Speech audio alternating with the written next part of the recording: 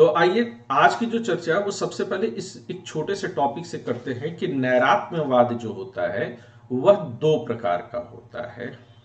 हम लोगों ने नैरात्म्यवाद पर बहुत चर्चा कर ली है। तो नैरात्म्यवाद मूलतः दो प्रकार का होता है। यह दो प्रकार कौन कौन से हैं?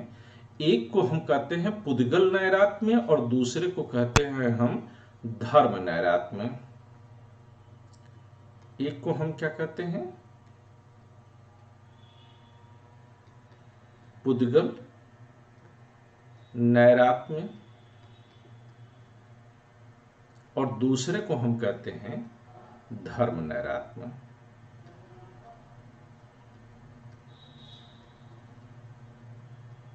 तो ये दो कॉन्सेप्ट हो गए, पुद्गल नैरात्म्य और धर्म नैरात्म्य। तो पुद्गल नैरात्म्य से हम क्या समझते हैं इस पर चर्चा करते हैं, और धर्म नैरात्म्य से एक्चुअली में जो बौद्ध दर्शन है, यहां पर पुद्गल का मतलब वह जो है प्रायः आत्मा के संदर्भ में लिया जाता है, और धर्म का संदर्भ जो है वह मैं पहले भी बता चुका हूं कि वह पदार्थ के रूप में लेता है।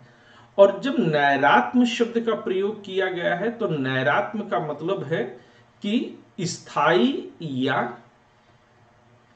शाश्वत सत्ता नहीं है।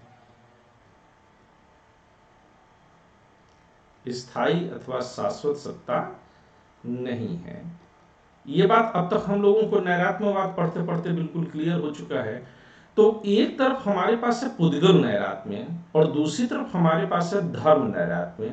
तो पुद्गल नैरात्म्य कहे जाने का मतलब क्या है कि आत्मा जैसी कोई शाश्वत या स्थायी सत्ता नहीं है, और धर्म नैरात्म्य कहने का मतलब है कि अन्य जो पदार्थ हैं उनकी भी कोई स्थायी या शाश्वत सत्ता नहीं है। तो आप ये कह सकते हैं कि यहां पर क्या कहते हैं, तो यहां पर ये कहते हैं कि जो पुद्गल नैरात्म्य है, मैं रेखा आपके लिए फिर से बोल रहा हूं कि हम लोग चर्चा कर रहे हैं नैरात्म्यवाद के प्रकार पर। नैरात्म्यवाद का मतलब क्या हम लोगों ने अब तक क्लास में समझा है कि कोई भी नैरात्म्य शब्द दो शब्दों से मिलकर के बना हुआ है। निर्धन आत्मा नैरात्म्य शब्द है, यानी कि आत्मा जैसी कोई चीज नहीं है। अब इसके मूल में क्या है, जब आत्मा की सत्ता को अस्वीकार किया जा रहा है तो इसके मूल में क्या है, आत्मा का मतलब जब इस चीज को एक्सेप्ट करते हैं कि आत्मा जैसी कोई चीज है, तो मतलब आत्मा स्थायी है, परमानेंट है, शाश्वत है। लेकिन जब कहा जाता है कि नैरात्म्यवाद, इंग्लिश में भी नैरात्म्यवादी बोलेंगे, तो कहे कि नैरात्म्यवाद मतलब कि कोई भी स्थायी या शाश्वत आत्मा सत्ता नहीं है। There is nothing like permanent. अब नैरात्म्यवाद के दो अर्थ लिए जाते हैं। एक अर्थ मैंने यहां पर लिखा है, उसको कहते हैं पुद्गल नैरात्म्य, और दूसरे को हम कहते हैं धर्म नैरात्म्य। तो पुद्गल शब्द जो है यह हमेशा याद रखिएगा कि ज्यादातर दर्शन में पुद्गल शब्द का जो प्रयोग होगा यह आप सभी लोग के दिमाग में बस जाना चाहिए। आप लोगों ने जैन दर्शन भी पढ़ा, तो जैन दर्शन में दो तत्व माने गए हैं, पुद्गल और जीव। तो जीव चेतना युक्त तत्व है और पुद्गल जो है वहां पर अजीव है या भौतिक पदार्थों को माना गया। लेकिन बौद्ध दर्शन में यह फ्लिप कर जाएगा। यहां पर पुद्गल शब्द किसके लिए प्रयोग किया गया है? आत्मा जैसी चीज के लिए, वो जो चेतन तत्व होता है।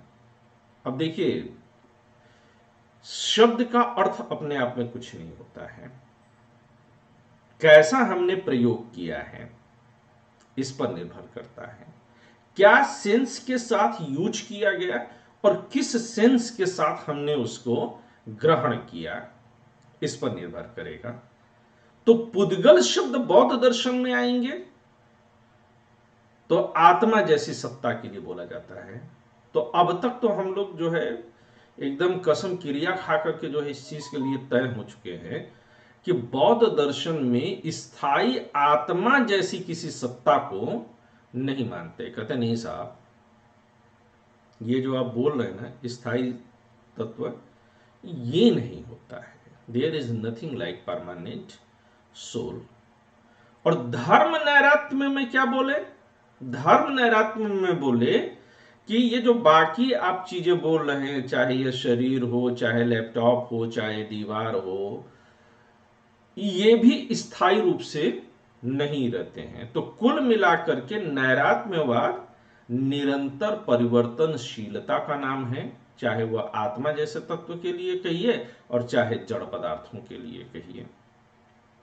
बात क्लियर है? ये लिखते हैं कि पुद्गल या जीवात्मा, मेरे पास यहां पर स्पेस है, हाँ इतना स्पेस में मैं कुछ तो लिख ही सकता हूं, तो जरा लिखिए कि पुद्गल या जीवात्मा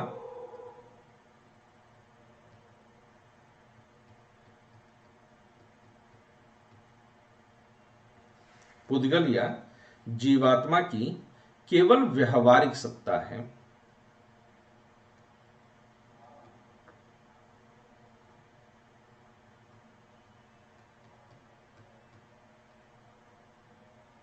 कि केवल व्यवहारिक सत्ता है। वस्तुतः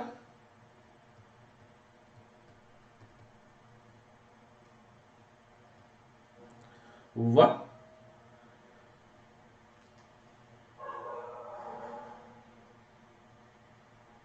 अनात्म और सापेक्ष है। यहां पर व्यवहारिक कहने का मतलब क्या है? यहां पर व्यवहारिक कहने का मतलब यह है कि हम जिस अर्थ में व्यवहार करते हैं, जानते हैं, लेकिन वास्तव में पुद्गल जैसी कोई स्थायी और शाश्वत चीज नहीं है। वह केवल सापेक्ष की दृष्टि से ही जानी जाती है। और इस ज्ञान से, और ये जब हम जान जाते हैं पुद्गल नैरात्म्य में, तो क्लेशावरण दूर होता है।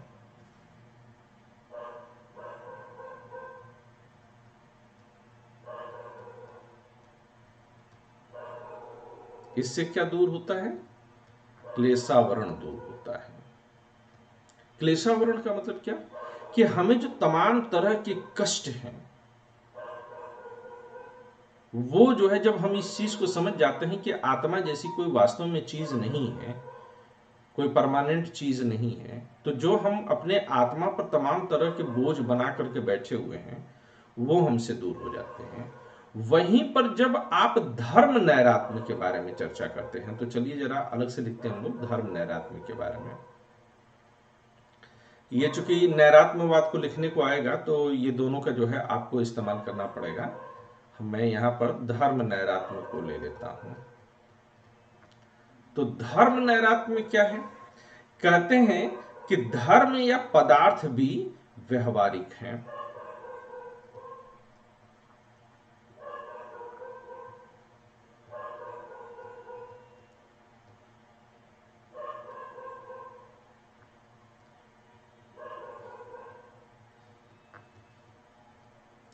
धर्म या पदार्थ भी व्यवहारिक हैं। यानी कि आप ये कह सकते हैं कि इसके हिसाब से,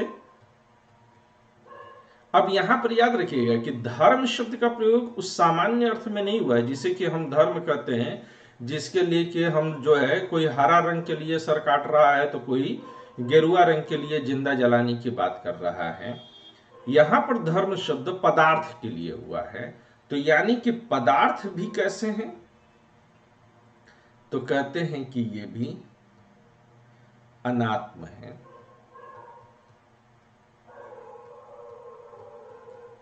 और सापेक्ष है। यानी कि यहां पर आत्मा के अस्तित्व को पूरी तरह से मना कर दिया गया है। जब कभी भी पुद्गल नैरात्म्य और धर्म नैरात्म्य के बारे में चर्चा होगी, तो पहली चीज दिमाग में बना करके रखिएगा कि यहां पर शाश्वत आत्मा की सत्ता को ही मना किया जा रहा है। ठीक बात है ना, शाश्वत आत्मा की सत्ता को ही मना किया जा रहा है। क्लियर है सबको? अब हाँ निधि सर शाश्वत मतलब परमानेंट। जी, और सर यहाँ पे पदार्थ का क्या मतलब है कि शरीर को लेके, या जड़ तत्व तो सर वही हुआ ना जिससे कोई चीज उत्पन्न होती है। नहीं नहीं, जड़ तत्व और पदार्थ एक ही चीज है। मैंने बताया तो, जैसे आपके घर में टंगा हुआ शीशा, शीशे के साथ लगा हुआ कंगा, आपकी दीवार, आपका शरीर, जो गैस का अजीब कारनामा चीजें। कराता है, हाँ सारी अजीब चीजें, ओके जितनी सर। जड़ चीजें हैं, जड़ और अजीब एक ही शब्द है।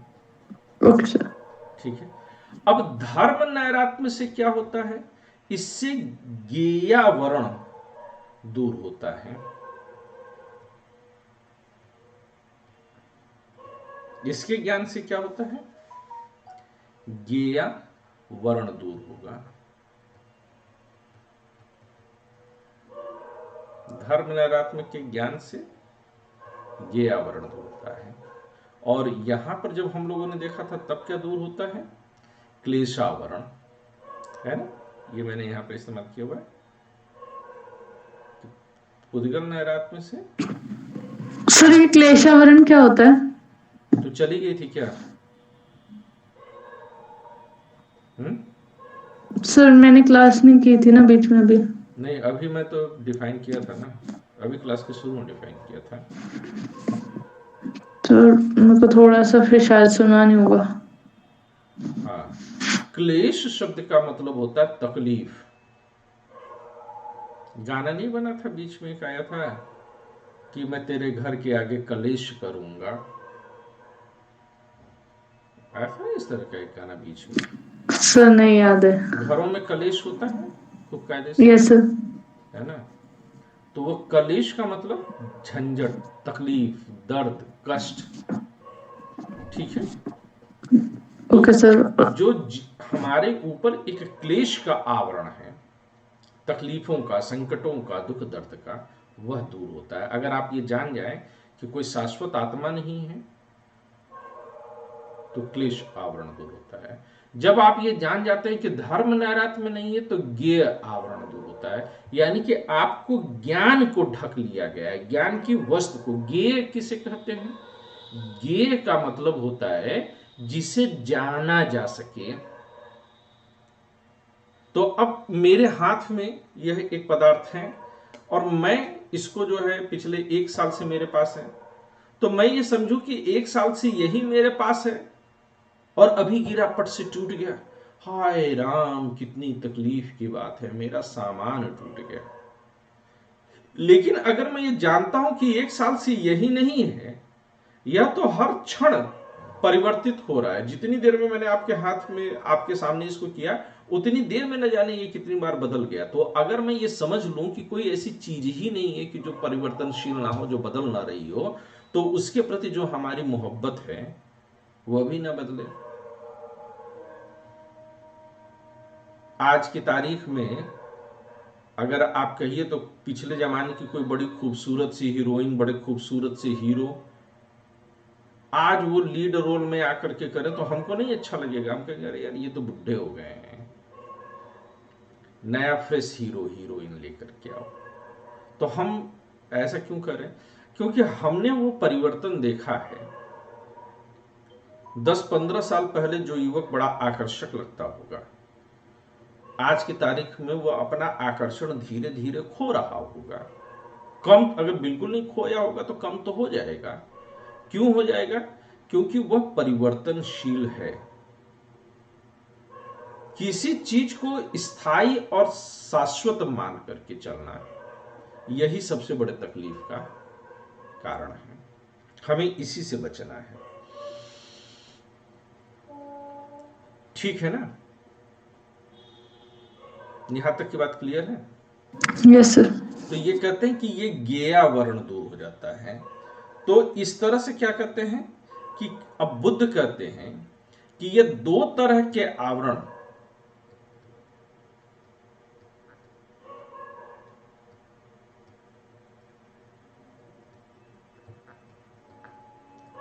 इसको हम लोग क्या बोल सकते हैं, द्विविध आवरण। तो थोड़ा सा शब्द बच जाएंगे हमारे आंसर राइटिंग में। तो द्विविध आवरण के नाश से, शायद मुझे लग रहा है कि ये जो है प्रश्न सूरज ने पूछा भी था, पुद्गल नैरात्म्य और धर्म नैरात्म्य, किसी ने तो पूछा था कि नाश से निर्वाण प्राप्त होता है।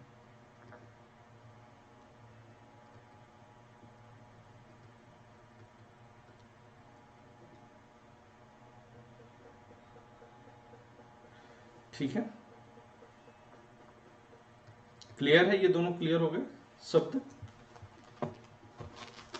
Yes sir.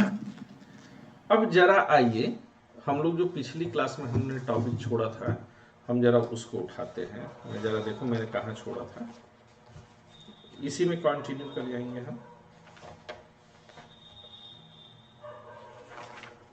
सबको समझ में आ गया या किसी को अभी भी दिक्कत हुई इसमें?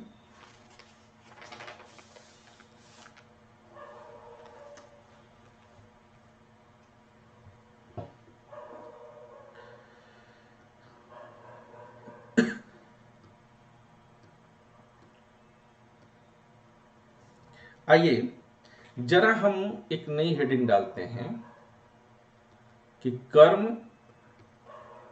पुनर्जन्म और आत्मा, इनका जो है क्या सिद्धांत बौद्ध दर्शन में है, इस पर बात करेंगे। तो हम लोगों ने पिछली क्लास में एक बात देखा था कि स्मृति आदि के लिए, जैसे अगर हमने ये मान लिया कि आत्मा जैसी कोई स्थायी चीज नहीं है, हर चीज बदलती है, तो फिर आपके मन में प्रश्न आ सकता है ना कि सर पिछली क्लास में जिसने पढ़ाया था वह कोई और था और जिसको हमने फीस दी है वह कोई और है, तो सर हम आपको फीस क्यों दें, क्योंकि पढ़ाया तो आपने नहीं था, और जिसको आपने पढ़ाया था वह अब मैं नहीं हूं, मैं भी बदल गई हूं, बदल गया हूं, तो न पढ़ने वाला वही न पढ़ाने वाला वही, तो फीस क्यों आपको दें? ये सवाल उठ सकता है ना बौद्ध दर्शन के अनुसार, कि हर चीज हर क्षण परिवर्तित हो रही है। जो आशीष कल थे वो आशीष आज नहीं है, और जो निधि कल थी वो निधि आज नहीं है, तो ना तो निधि रह गई और ना ही जो है आशीष रह गए। तो इस प्रश्न का हल किस तरह से होगा? फिर इसका मतलब ये है कि आप वर्तमान भोग का परिणाम। सूरज आपकी आवाज बेटर नहीं आ रही है, आपकी आवाज आज बहुत पुअर है, मुझे लग रहा है कि आप स्टेशन पे ही हैं, ट्रेन में है। हाँ, तो इस वजह से जो है गड़बड़ हो रही है, समझ में नहीं आ रही आवाज। हाँ परवेज कुछ कहना चाह रहे हैं आप, बस ढंग की बात कहिएगा। सर हर चीज बदल रही है पर शरीर तो वही है ना। शरीर भी बदल रही है, शरीर वही रहती तो ये कितनी बार मैंने समझा दिया कि आज से 15-20 साल पहले जो है मेरा चेहरा चांद जैसा हुआ करता था, अब चेहरा जो है चांद की ऊपरी सतह जैसा हो गया है, और मेरे सर के ऊपर चांद निकल आया, तो चांद यहां से उतर करके यहां पर चला आया है, तो शरीर वही कहां रह गई? क्या आज से 15 साल पहले आप जैसे थे वैसे ही आज भी आप हैं? 20 साल पहले जैसे आप थे जब जंगल जंगल फूल खिला रहे थे आप? तो आपकी शरीर वही रह गई है। तो अगर शरीर अगर आपकी हिसाब से एक रह जाए, वही शरीर रह जाएगी, तो फिर शरीर में जो है जाहिर सी बात है न तो कोई बीमारी आनी चाहिए और ना ही शरीर जो है कभी मरनी चाहिए।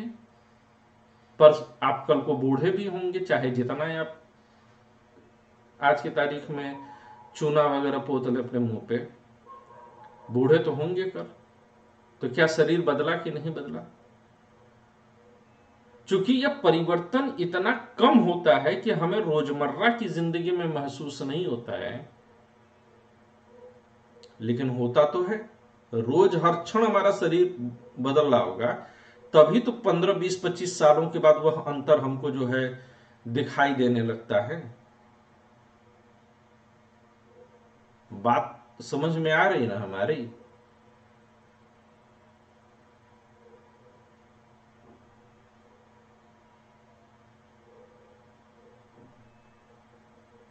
और अगर इस बात से हम इत्तेफाक रखते हैं तो फिर आगे जरा इसी मुद्दे पर चलते हैं। आगे क्या कहते हैं? आगे कहते हैं कि अगर हम इस बात को मान लें कि सब कुछ परिवर्तित होती रहती है, तो फिर कल की बात आज याद कैसे रह जाती है, या बचपन में देखी हुई मोगली आज क्यों याद है? यह भी एक सवाल उठना चाहिए। तो इसका जवाब यह है कि पिछली क्लास में हम लोगों ने कहा था कि हर बदलती हुई चीज एकदम से नहीं बदल जाती है, बल्कि वह अपनी छाप, जाने वाली चीज आने वाली चीज के ऊपर अपनी छाप छोड़ जाती है, और इस छाप के कारण दोनों के बीच में एक समरूपता दिखाई देती है। और ये जो याददाश्त है, स्मृति है, कल की देखी हुई चीज है, इसके बीच में एक निरंतरता होती है। तो प्रत्येक वस्तु बदलती है, ए बदल करके बी होता है, लेकिन ए और बी के बीच में यह जो ए डैश होता है वह ए की क्वालिटी को बी के अंदर ट्रांसफर कर देता है। यह बात पिछली क्लास में हुई थी, याद है या नहीं है? बोलो सभी लोग।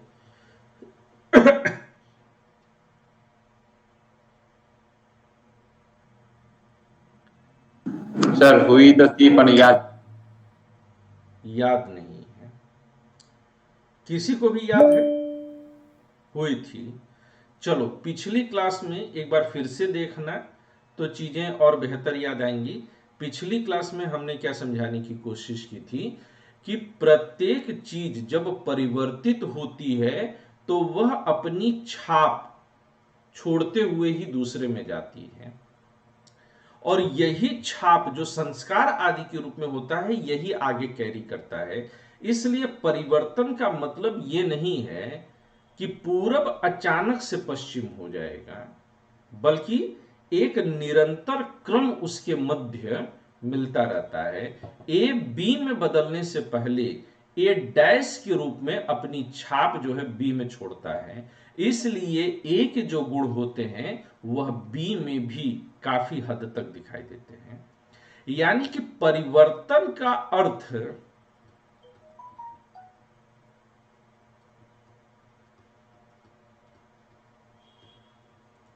नवीन उत्पत्ति नहीं है।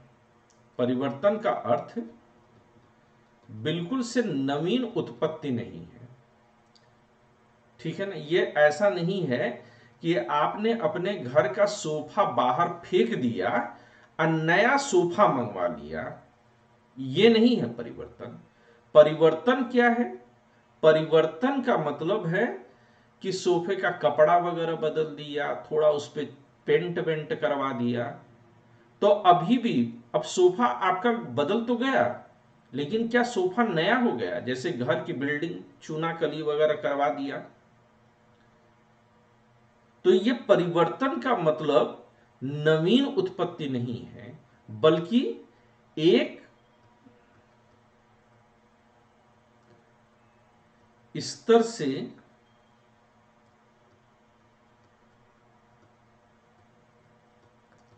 दूसरे स्तर में जाना है।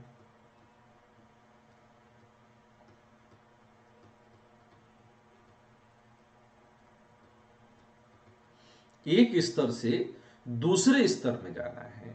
भले ही चांद मेरा यहां से उतर करके यहां पे आया हो, लेकिन क्या मैं पूरी तरह से बदल गया?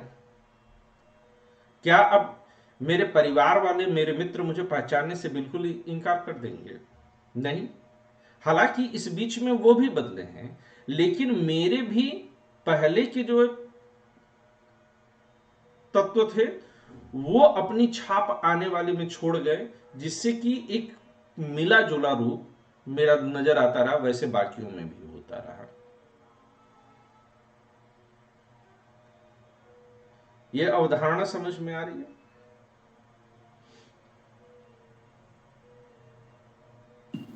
बिल्कुल यस सर सर। यहाँ पे जो आप बताए थे संतानवाद, तो वो भी यहाँ या पे एग्जैक्टली एडजस्ट हो एग्जैक्टली जाएगा। या हाँ हाँ, ये बिल्कुल संतानवाद ही है, ये बिल्कुल संतानवाद है, बिना किसी झिझक के संतानवाद है। ठीक है ना? मैं एक बार फिर से जो है लाइन को इस्तेमाल कर देता हूं। पंच स्कंध, पंच स्कंधों का संघात, लिख लीजिएगा, का संघात यानी कौन? व्यक्ति या पदार्थ अपने जैसी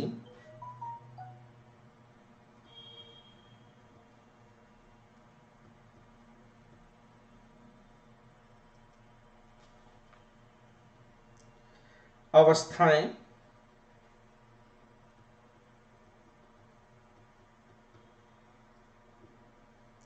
निर्माण करता जाता है,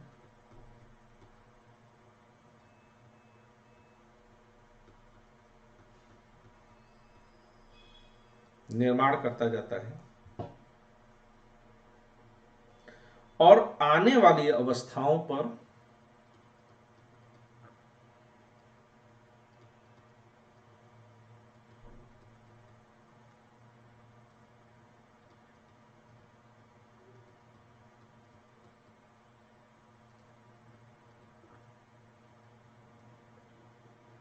अपनी छाप छोड़ते जाते हैं।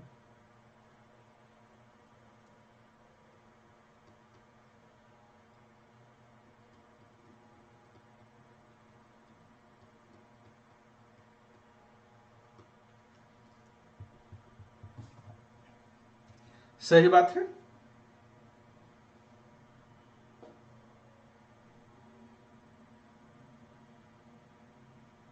आगे लिखिएगा, थोड़ा और क्लियरिटी आ जाए आप लोगों को। चीजें या व्यक्ति, चीजें या व्यक्ति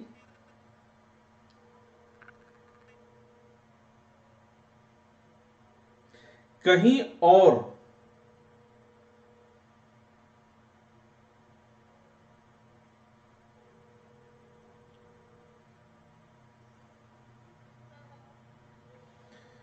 हाँ, एक कप चाय दे देना, कहीं और निर्मित होकर किसी श्रृंखला में फिट नहीं होते हैं, किसी श्रृंखला में फिट नहीं होते हैं। मान लीजिए कि ऐसा होता कि परिवर्तन अगर हो रहा है और यहां की चीज जो है परिवर्तित हो रही है और एक यहां पर आ रही है, तो यहां से यहां आने में कोई परिवर्तित जो चीज होगी वो कहीं और से आकर के यहां लग जाए। जैसे परिवर्तन जब चलता है तो परिवर्तन कैसे चलता है? ए बी सी डी, ये सब अल्फाबेटिकल है, अल्फाबेट्स हैं। अब इनमें से ए जो है वो बी, ए का ही परिवर्तन सी और डी के रूप में हमको दिखाई दे रहा है। ऐसा तो नहीं है ना कि ए से बी जो है आते समय बीच में 4 था और 4 जो है यहां पर आकर के चिपक गया। नहीं, ये अगर ये अल्फाबेट है इंग्लिश का तो ये भी इंग्लिश का अल्फाबेट है। तो परिवर्तन एक ही तरह की चीज में हो रहा है और यह तभी संभव है कि जब इसी से कुछ निकल करके यहां पर जो आवे। अगर कहीं और से आकर के चिपकने की शुरुआत कर दे तो पता चला कि मैं रात को सोया आशीष सर बन करके, और सुबह उठा तो मैं जो है सांड बन गया, फिर दोपहर तक मैं कौवा बन गया। अगर कोई एक ऐसी चीज ना हो जो कि निरंतरता को बनाए रखे, निरंतरता का होना बहुत जरूरी है, तो यही कहते हैं कि ये छाप है संस्कार आदि का। पिछली क्लास में संतानवाद में चर्चा किया था, तो वो उसको यहां ला करके कैरी करेगा। अगर कहीं से कुछ भी आकर के जो है लग जाने लगे तो पता चला कि कल्याण हो गया साहब, then that will not be possible. एक पूरी अव्यवस्था सी मच जाएगी। तो कहते कि वो नहीं होना संभव है। ये बात सबकी समझ में आई?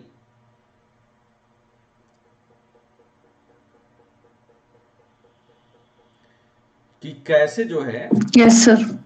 एक ही चीज दूसरे रूप में नजर आएगी, कोई अन्य चीज आकर के उस श्रृंखला में। ये पूरी एक श्रृंखला है, और ये श्रृंखला अंदरूनी श्रृंखला है, बाहर से कोई चीज नहीं आकर के टपक सकती है। मैं कल जो था वही मैं आज भी हूं, लेकिन मैं इस रूप में क्यों हूं? बौद्ध दर्शन कहेगा नहीं नहीं, कल जो आप आशीष सर थे वह आशीष सर आप आज नहीं है, लेकिन कल वाले का आशीषपन, वो जो संस्कार है आशीषपन, वही आज के आशीष को निर्मित करता है। और यही आशीषपन जो आज का आशीषपन होगा, कल वाला आशीषपन नहीं। आज अब चूंकि कुछ नए परिवर्तन है, तो एक नया आशीषपन मुझ में जन्मा है, और वही आशीषपन अब मुझे कल फिर लेकर के जाएगा। हालांकि मैं 24 घंटे की बात कर रहा हूं, लेकिन बुद्ध कहते हैं कि हर क्षण ये बदल रहा है बड़ी तेजी से। Getting my point?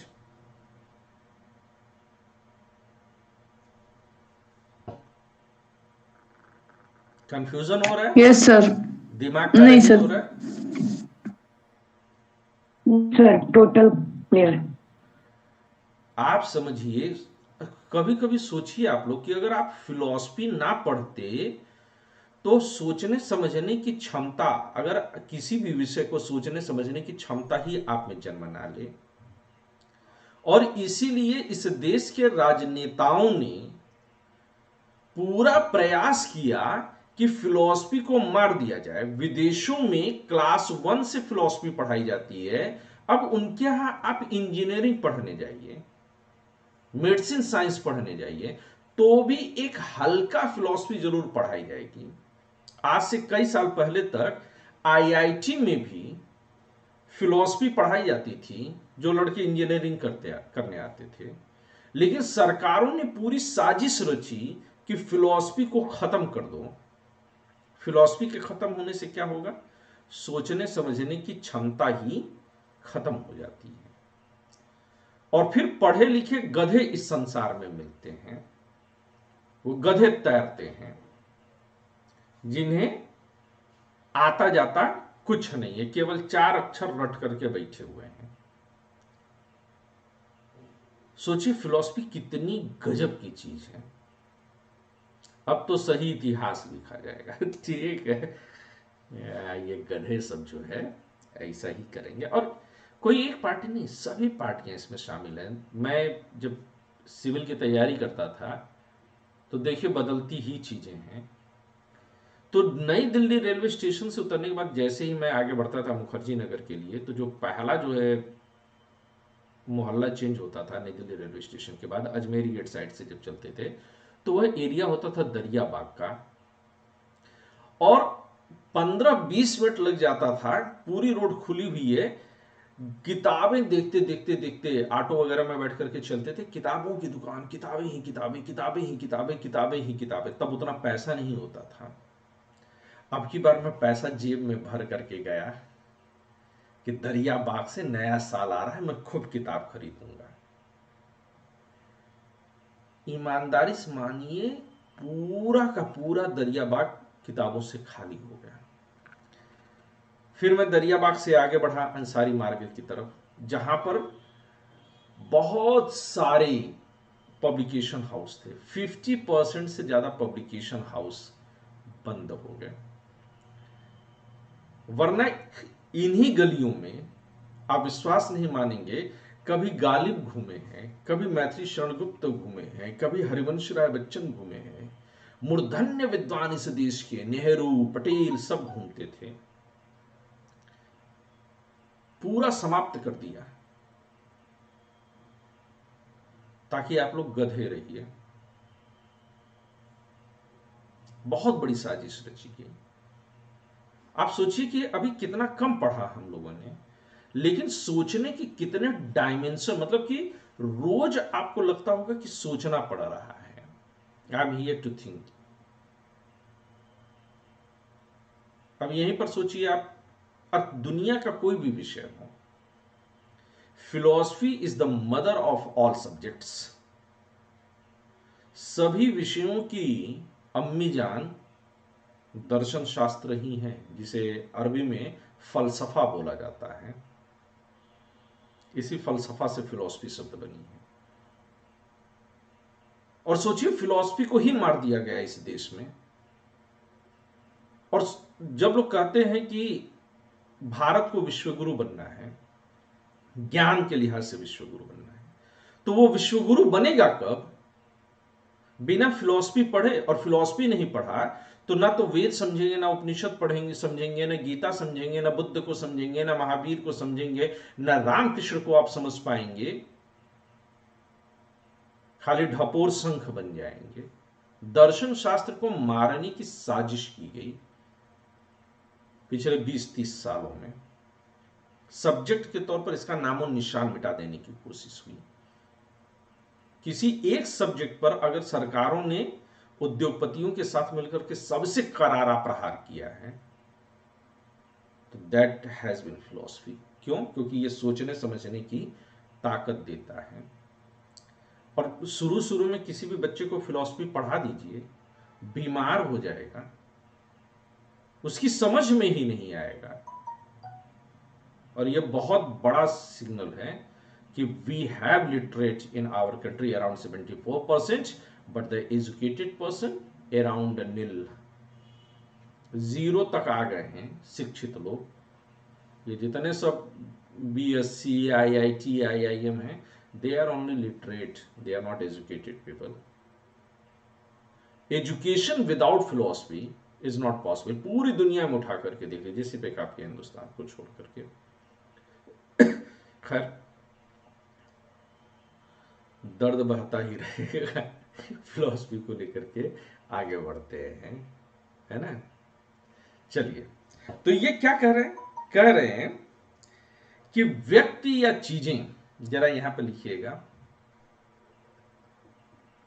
व्यक्ति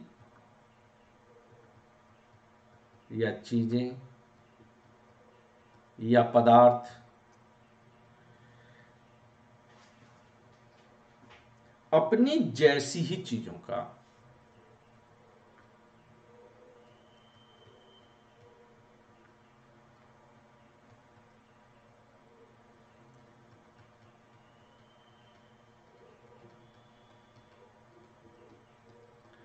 जैसी ही चीजों का निर्माण करते रहते हैं।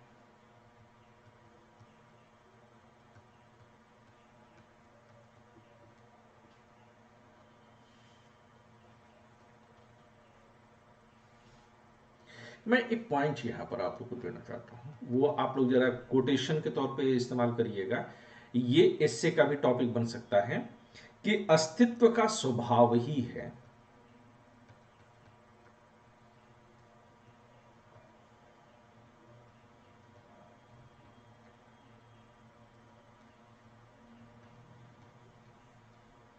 निर्मिति। यानी अस्तित्व है तो निर्माण करेगा। आप हैं तो आप आगे और निर्माण करेंगे और अपनी जैसी ही चीजों का निर्माण करेंगे। पूरी की पूरी बायोलॉजी ही इसी चीज पर एग्जिस्ट करती है।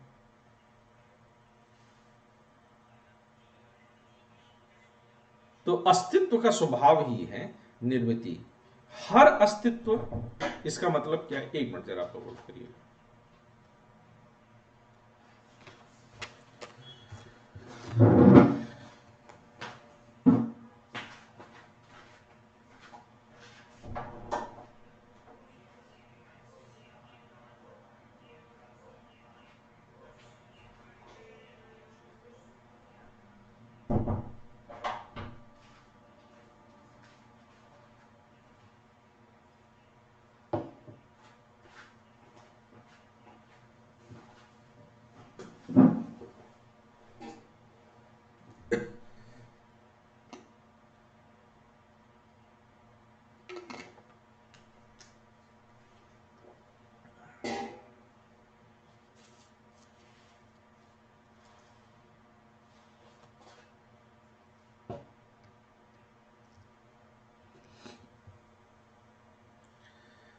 अब इस लाइन का मतलब क्या है, जरा इस पर जो है समझने की कोशिश करें।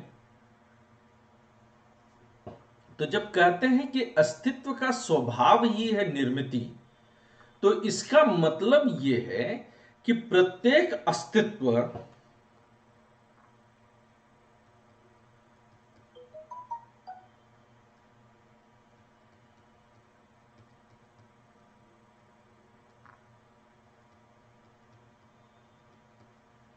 लगभग अपने जैसे अस्तित्व का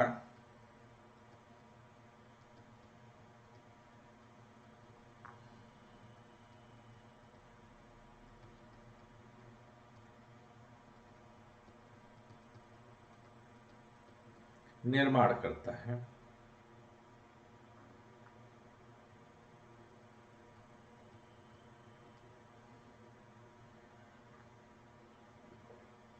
अब यहां फोकस किस शब्द पे मैं करूंगा? वो शब्द है लगभग। मैं क्या कहने की कोशिश कर रहा हूं कि लगभग अपने जैसे। तो लगभग शब्द का यहां पर क्या है कि भैया एकदम फोटोकॉपी तो कोई नहीं पैदा करेगा ना, थोड़ा बहुत तो परिवर्तित होगा ना। और अगर मैं पैदा करने की अपनी संतान के बारे में बात ना करूं, तो कल जैसा मैं था मैं वैसा आज हूं, क्योंकि वो श्रृंखला जो मेरे कल से मेरे आज तक के बीच में आई है वह निरंतर जो है चलती आई है। लेकिन अगर परिवर्तन में थोड़ा बहुत चेंज ना हो तो फिर परिवर्तन ही कैसा, है ना। फिर कल बच्चा था, फिर जवान हुआ, फिर बूढ़ा हो गया, जरा शब्द तक आ गया। और आज अगर जरा में हूं, जरा मतलब वो जरा जरा सा जरा नहीं, जरा शब्द का मतलब क्या है यहां पर? बूढ़ा। तो आज जरा हूं तो कल मरण भी होगा, मृत्यु भी होगा। ये जीवन की निश्चित क्रम है। तो ये जरा मरण जैसी चीजें भी आती हैं, और ये जरा मरण जैसी चीजें ये बाहरी संसार से आती हैं। तो लगभग अपनी जैसी चीजें पूरा करने का मतलब है कि कुछ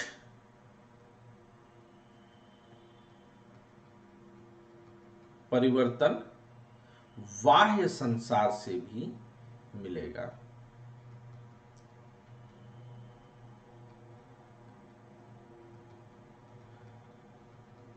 अब ये संसार में ही हमारा घर्षण है, फ्रिक्शन है, जिससे कि मैं बूढ़ा हो गया घिस घिस करके। काल चक्र में पड़ घिस जाता हर खाकी जामा वाला।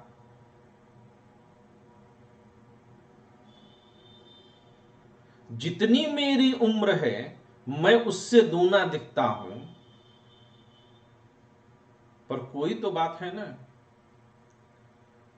कि अर्धसती की होकर के भी 16 वर्षीय लगती मधुशाला।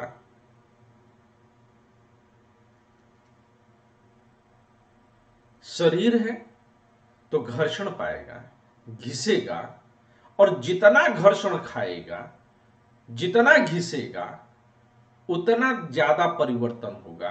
तो ये घिस किसके साथ रहा है? बाहरी संसार के साथ। संसार के साथ इंटरेक्शन जितना कम करते चले जाएंगे, उतना कम घिसावट होगी। यानी जितना ज्यादा चिंता तनाव आदि को से मुक्त अपने आप को रख दीजिएगा, तो जरा मरण की जो है प्रक्रिया उतनी स्लो पड़ जाएगी। पर मैं तो चिंता करता हूं। अब चिंता भी कहीं बाहर की नहीं होती है। चिंता जब होती है, तनाव जब होता है, तो वह इस वजह से होता है क्योंकि मैंने खुद को कर्ता मान लिया है। मैंने अपने आप को उन कष्टों का स्वामी मान लिया है। और कई बार तकलीफ में मजा आती है। हमारा मन जो होता है वो क्या करता है, वो उसका भाव ऐसे रहता है कि लोग मेरे प्रति सिंपैथी रखें, सहानुभूति रखें। मैं समझ नहीं पाता हूं इस बात को, लेकिन मेरा अंतर्मन चाहता है कि सहानुभूति रखें, और इसलिए मैं हमेशा तकलीफ का लबादा ओढ़े रखता हूं और कष्ट वास्तव में हो जाता है। लेकिन अगर तुम ये समझ जाओ कि कुछ भी स्थायी नहीं है, तो आज जो परिस्थितियां हैं वो भी स्थायी नहीं है, घटेंगी, घिसेंगी और खत्म हो जाएंगी। तो परिस्थितियां खत्म हो जाएंगी, लेकिन परिस्थितियों के साथ खुद को भी घिस दो तो तुम भी खत्म हो जाओगे। तो ऐसा कोई जीवन नहीं जिसमें चुनौतियां नहीं।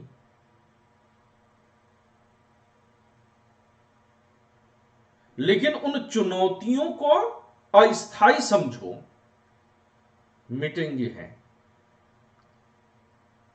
और जितना तुम उसे तवज्जो दोगे वह उतना लंबा खींचेंगी, जितना तवज्जो नहीं दोगे उतना शॉर्ट टर्म में आ जाएंगी। ये बात समझ में आई ना? अब जो है एक प्रश्न उठेगा कि बुद्ध जो है वह क्या कहते हैं। अगर हमने ये समझ लिया कि अस्तित्व कैसे है, तो बुद्ध आगे कहते हैं कि कर्म फल का सिद्धांत मिलेगा क्या?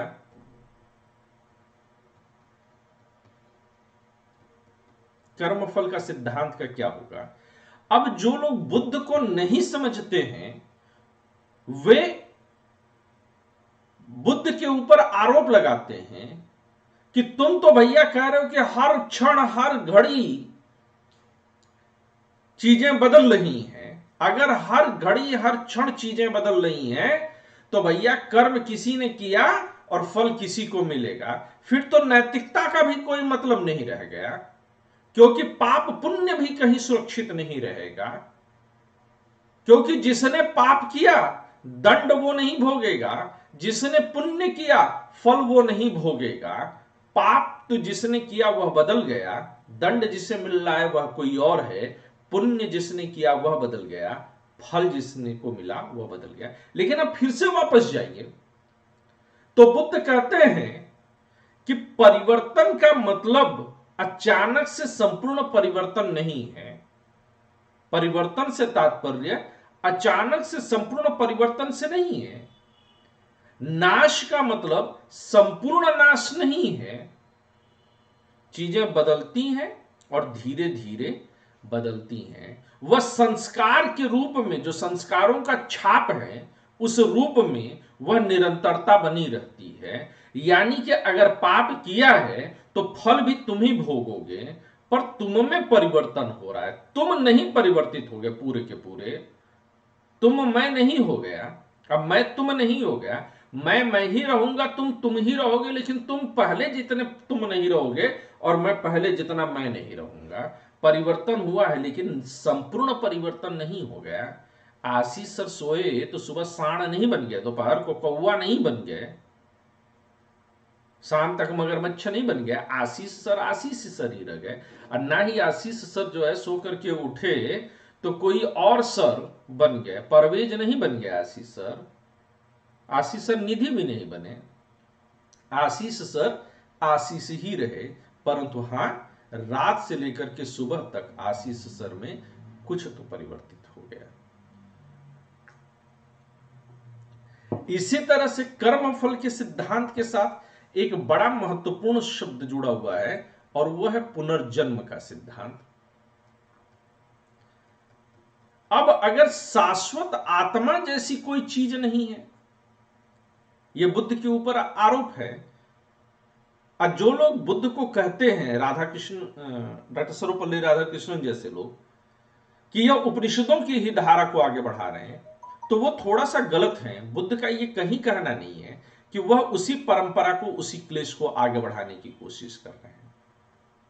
यहां कर्मफल के सिद्धांत में बुद्ध के ऊपर आरोप लगाया जाता है कि आपने तो पूरी दुनिया ही बदल दी साहब, आपने तो किसी चीज को स्थायी रहने ही नहीं दिया। And if nothing is permanent then how it is possible कि कल जो किया उसका फल आज भोगेंगे। तो बुद्ध उसी का जवाब देते हैं। और बुद्ध पुनर्जन्म के सिद्धांत को भी नहीं मानते हैं और कहते हैं नहीं, पुनर्जन्म का सिद्धांत, ये कर्म फल का सिद्धांत मानते हैं और पुनर्जन्म का सिद्धांत मानते हैं। थोड़ा सा मैं गलत बोला हूं, परंतु हम जो पुनर्जन्म का सिद्धांत मानते हैं उसमें क्या होता है कि पुनर्जन्म के लिए एक शाश्वत और स्थायी आत्मा की जरूरत होती है। हम कैसे पुनर्जन्म मानते हैं कि पिछले जन्म में मैं अकबर था, अगले जन्म में महाराणा प्रताप हो गया, फिर अगले जन्म में मैं बिरबल हो गया, फिर अगले जन्म में मैं तानसेन हो गया, फिर अगले जन्म में मैं जो है तुलसीदास हो गया। तो कहे कि हर जन्म में मैं बदल रहा हूं। तो अभी हम क्या करते हैं, हम कहते हैं कि हमारी आत्मा नहीं मरती है, आत्मा शरीर को कपड़ों की तरह बदलती है। अब तक पुनर्जन्म के सिद्धांत में यही माना गया है, यानी कि कर्मफल के सिद्धांत और पुनर्जन्म के सिद्धांत के लिए स्थायी आत्मा का होना जरूरी माना गया है। पर बुद्ध कहते हैं कि कर्मफल और पुनर्जन्म के लिए स्थायी आत्मा का की आवश्यकता नहीं है। क्या आप समझ पाए कि आरोप क्या है? Yes sir. तुम पहुंच गए रूम पर? स्टेशन पहुंच गया। अच्छा, स्टेशन पहुंच गए। तो बौद्ध दर्शन पर आक्षेप है, आरोप है। क्या आरोप है? कि स्थायी आत्मा के अभाव में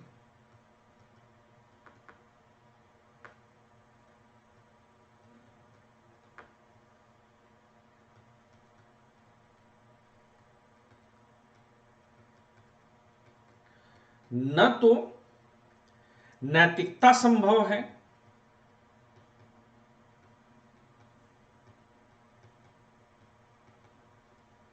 नैतिकता क्यों संभव नहीं है? क्योंकि पाप और पुण्य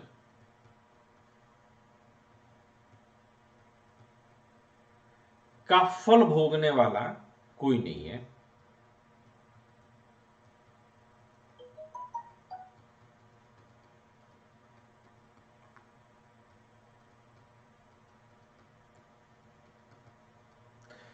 न कर्म फल संभव है,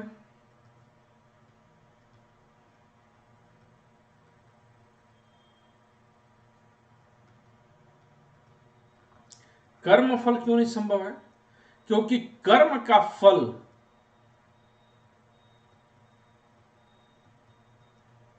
कौन भोगेगा?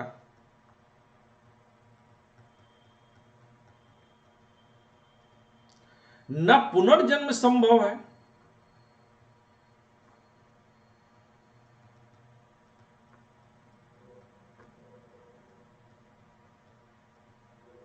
कहते हैं कि पुनर्जन्म भी संभव नहीं है। तो कहते हैं कि पुनर्जन्म क्यों नहीं संभव है?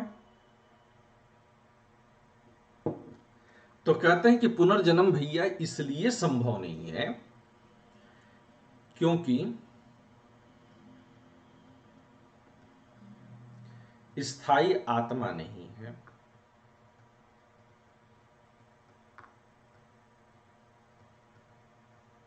अब जितने सनातनी लोग होंगे उनके मन में तनातनी चलेगी कि देखिए तो आत्मा ही नहीं मान रहे हैं, तो कैसे कर्म फल बताएंगे, कैसे पुनर्जन्म बताएंगे।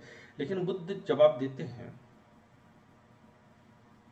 बुद्ध कर्म फल, नैतिकता और पुनर्जन्म तीनों में विश्वास रखते हैं। जरा लिखिए, नोट नोट लिखिए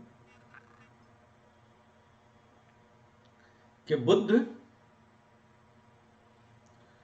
नैतिकता, कर्मफल और पुनर्जन्म तीनों में विश्वास रखते हैं।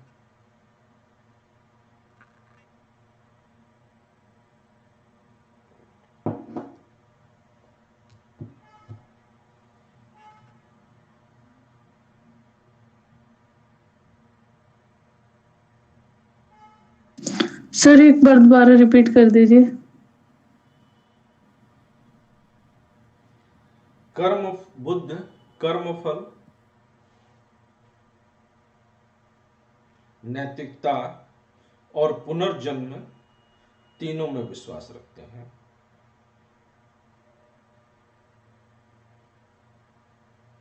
सर बोर्ड का पेज नीचे कर दीजिएगा।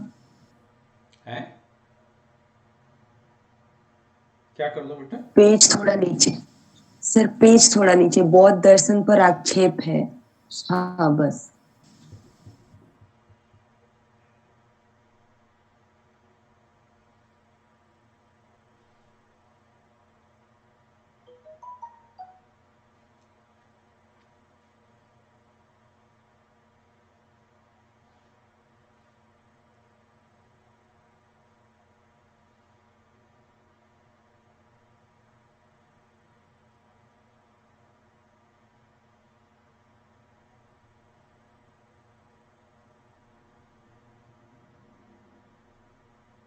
हो गया?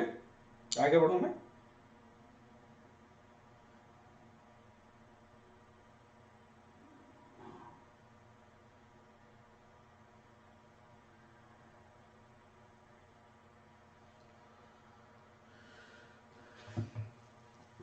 पिछली क्लास को जो है जिन लोगों ने नहीं देखा था वो लोग देख लेंगे, सारी क्लासेस अपलोडेड हैं।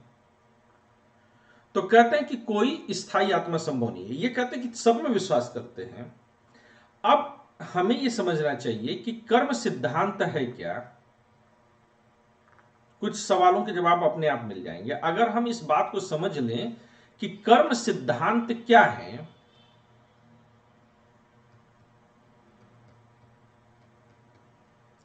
तो कर्म सिद्धांत नथिंग बट कारण कार्य सिद्धांत है। यानी कि जैसा कर्म करेगा वैसा ही फल पाएगा। जैसा कर्म वैसा फल। बोएगा पेड़ बबूल के तो आम कहां से खाएगा। यही जो है इसका मकसद है कि कर्म फल नहीं है। तो कहते हैं कि कर्मों का फल तो हमें भोगना पड़ेगा। कर्म सिद्धांत में बुद्ध भी कहते हैं। हाँ बोलो। सर जब आपने कारण कार्य का ये किया, कारण कार्य सिद्धांत, जब जैसा कर्म वैसा फल, तो कर्म हम करेंगे तो आत्मा तो होगी तभी कर्म कर पाएंगे ना, बिना आत्मा के कर्म कैसे कर पाएंगे? चेतना होनी क्योंकि चाहिए, आत्मा नहीं। हाँ देखो उसमें क्या है कि शरीर तो शरीर है वो जीवित मरित मृत्यु होता ही रहता है, ठीक तो है। मृत्यु शरीर में चेतना नहीं है। क्या सर? मृत्यु शरीर में चेतना नहीं होती है। तुम चेतना और आत्मा में कंफ्यूज कर रहे हो। अभी आर्टिफिशियल इंटेलिजेंस से रोबोट बनाए जा रहे हैं ना, तो वह रोबोट यस जब काम करेगा तो किस आत्मा के साथ काम करेगा? क्या रोबोट काम नहीं करता है? करता है। तो अब क्या रोबोट के पास आत्मा है?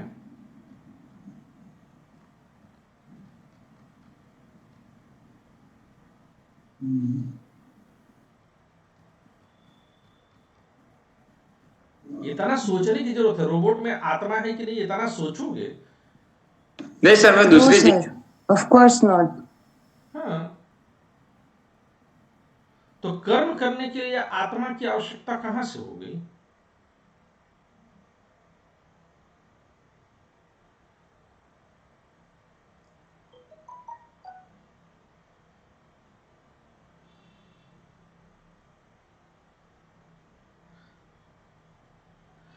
बुद्ध के दर्शन में आत्मा की आवश्यकता, अब अलग अलग दर्शन अलग अलग बात कहेंगे। बुद्ध के दर्शन में आत्मा की आवश्यकता नहीं है।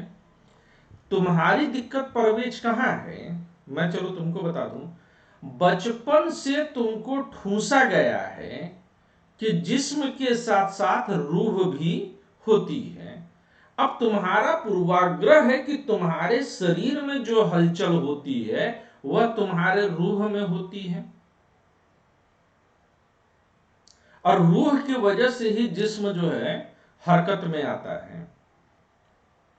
तो लेकिन वो तुम्हारा पूर्वाग्रह है ना।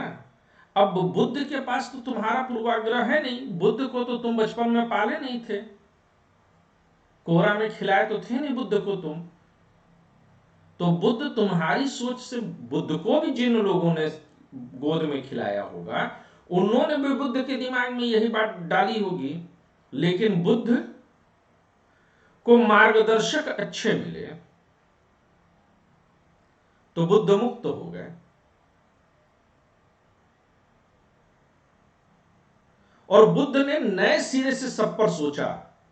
सोचो अगर जो पहले के पूर्वाग्रह थे वही लेकर के मोहम्मद साहब भी जो है चले होते, नए सिरे से उन्होंने विचार न किया होता गुफा में बैठ करके, तो क्या वह पैगंबर बने होते? तो परवेज भी अगर पुरानी बात को ही लेकर के चलेंगे और बुद्ध के हिसाब से न समझ करके अपने अम्मी जान के जो है कहानी के हिसाब से समझेंगे, तो परवेज कभी आईएएस अधिकारी बनेंगे? तो परवेज को क्या करना चाहिए?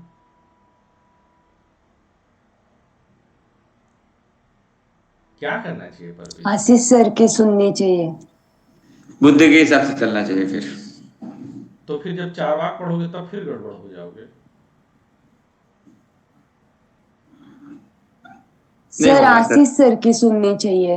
हाँ ये सही है।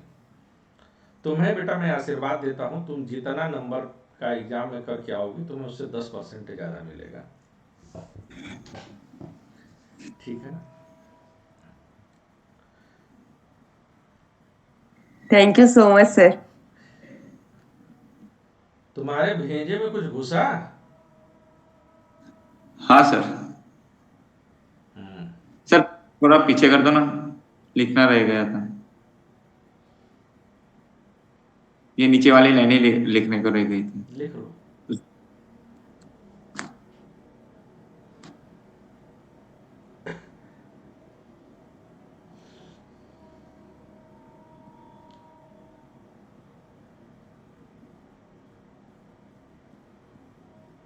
हो गया सर। तो आगे बढ़े। बिल्कुल सर। अब आगे अगर हम चलते हैं तो देखें कि बुद्ध जो है इसी दर्शन पर और क्या बोलते हैं। तो बुद्ध से जो है हम लोग जो है चर्चा करें तो बुद्ध कहते हैं कि जिन फलों को हम इस जीवन में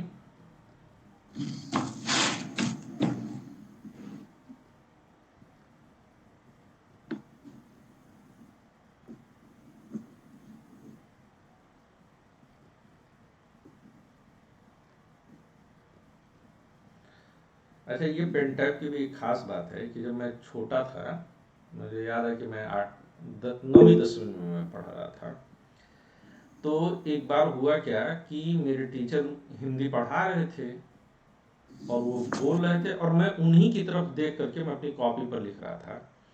तो उनको लगा कि मैं मजाक कर रहा हूँ, मैं लिख नहीं रहा हूँ, तो बड़े गुस्से में आए। पर उन्होंने जब देखा कि मैंने सही लिखा है, हैंडराइटिंग भी मेरी सही है, लाइन दर लाइन मैं लिख रहा हूँ, तो उन्होंने कहा बहुत चमत्कारी बच्चा है ये, बिना देखे लिख रहा है। तो मुझे तब ये धारणा मेरी बनी कि हम सही लाइन इसलिए पकड़ करके लिख सकते हैं क्योंकि हम जो लिख रहे हैं उसको जो है हम अपनी कलम देख रहे हैं। परंतु पेन टैब से मुझे ये समझ में आया कि हम अपनी कलम की नींव देख करके सही नहीं लिखते हैं, हम सही लिखते हैं जो लिखा जा रहा है उसको देख करके सही पकड़ते हैं। क्योंकि मैं देखिए मेरा पेन टैब मेरे नीचे है तो मुझे नीचे मुंडी करनी चाहिए, तो जनरली लाइन वगैरह चेंज करते हुए ही मैं नीचे देखता हूँ, अदरवाइज मैं स्क्रीन पर देखता हूँ और लिख रहा हूँ। तो कई सारे कॉन्सेप्ट जो है अपने आप बदलते हैं। हाँ सोनिया बोलिए। सर मुझे पूछना था कि कर्मा जो होता है ये क्या पूर्ण जन्म से जुड़ी होती है क्या उससे?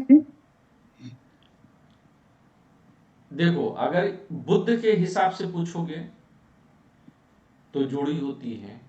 ये जरूरी नहीं कि जुड़ी हुई हो, ये जुड़ी हुई हो भी सकती है और नहीं भी हो सकती है। चारवाक जैसे लोग कहेंगे कि कर्म का पुनर्जन्म से कोई रिश्ता नहीं है, लेकिन चारवाक को छोड़ करके जो बाकी विचारक हुए हैं वो सामान्यतः मानते हैं कि पूर्व जन्म से जुड़ी हुई है। सही क्या है, वास्तुतः क्या है, इसके लिए तो खुद ही मरना पड़ेगा, तभी समझ में आएगा। यानी कि खुद अध्ययन करो और उसके ऊपर लगातार चिंतन करो, मेडिटेशन करो, तो सच तुम्हारे सामने अपने आप आएगा। लेकिन अभी जो हम पढ़ रहे हैं वो अलग अलग विचारकों का कहना पढ़ रहे हैं, और अलग अलग विचारकों के हिसाब से ये सही है कि, और खासतौर से अगर बुद्ध के अनुसार आवे, कि हमारे जो कर्म हैं वो कुछ इसी जन्म में होते हैं और कुछ अगले जन्म को कैरी ऑन करते हैं। तो जो पुनर्जन्म को मानेगा, अगर पुनर्जन्म को मानते हो तो कर्मा उससे जुड़ा है, अगर नहीं मानते हो तो नहीं जुड़ा है। That's all. और बुद्ध आपकी इसी बात को जो है सोनिया और क्लेरिफाई करते हैं। बुद्ध इस बात को कैसे समझाते हैं? बुद्ध कहते हैं कि जिन फलों को हम इस जीवन में नहीं भोग पाते हैं,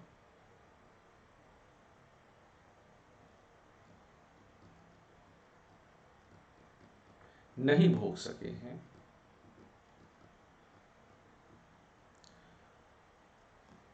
उनके लिए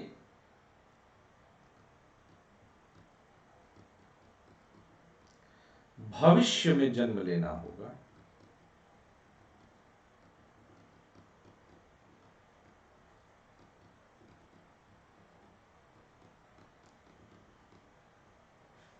इज दैट क्लियर?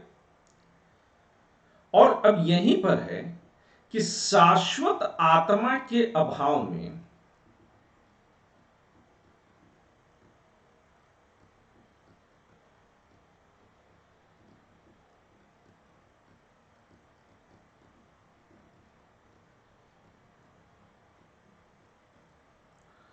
पुनर्जन्म का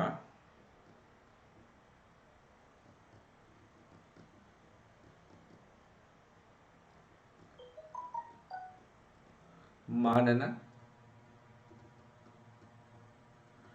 बौद्ध दर्शन की विशिष्टता है। बौद्ध के अलावा ऐसा कोई भी नहीं हुआ कि जो पुनर्जन्म को माने लेकिन आत्मा को न माने। तो ये कहते हैं कि नहीं, हम उसको नहीं मानते हैं, लेकिन फिर भी जो है वह होता तो है।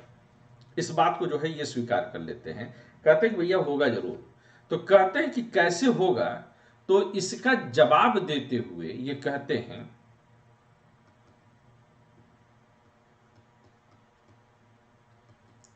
बौद्ध दर्शन के अनुसार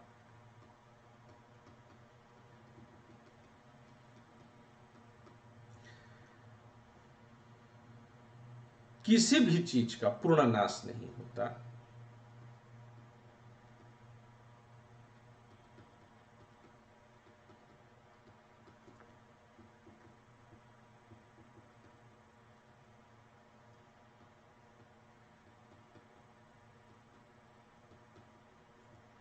किसी भी चीज का पूरी तरह से नाश नहीं होता है। संतानवाद के सिद्धांत के अनुरूप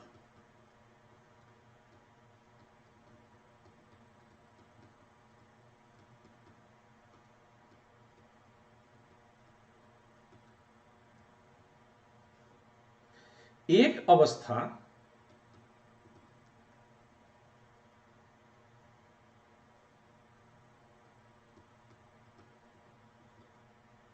दूसरी अवस्था को जन्म देती है।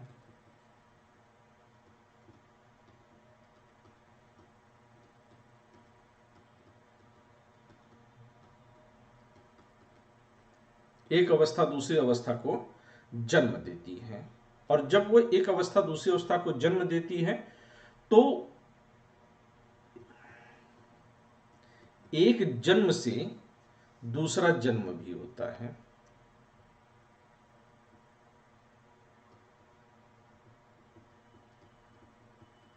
उसी तरह एक जन्म से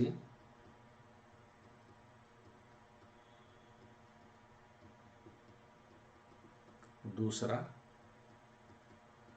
जन्म भी होता है।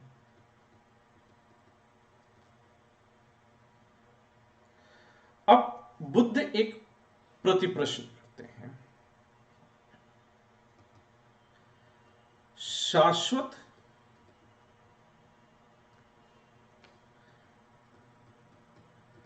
आत्मा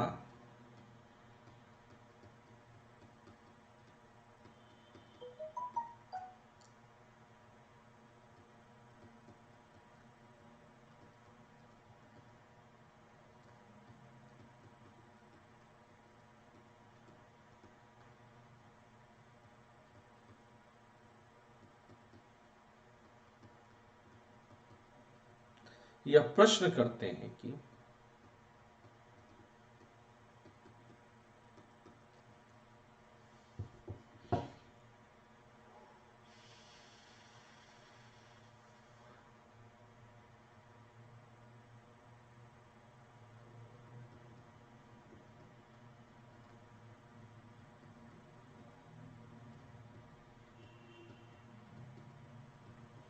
शाश्वत आत्मा के अभाव में के बिना पुनर्जन्म कैसे संभव है।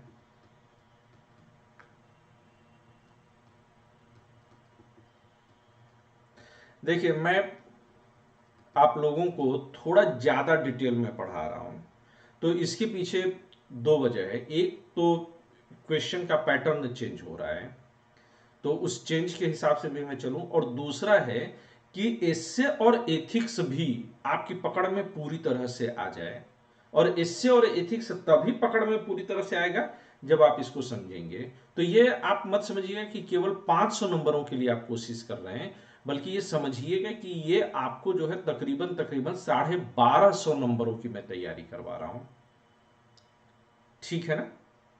तो डिटेल्ड चल रहे हैं, और आप कोर्स खत्म होने के बाद आप इस बात को समझेंगे कि आप अपनी तैयारी में कितने कदम आगे जा चुके हैं, औरों से कितना आगे बढ़ गए हैं। आइए जरा इस पर और चलते हैं। पुनर्जन्म कैसे संभव है।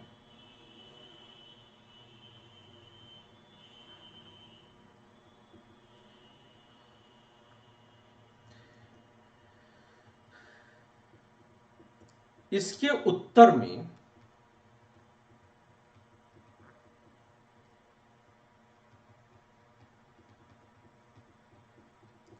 बौद्ध विचारक प्रति प्रश्न करते हैं। प्रति प्रश्न का मतलब क्या? एक प्रश्न के जवाब में हमने दूसरा प्रश्न ठोक दिया। प्रति प्रश्न करते हैं।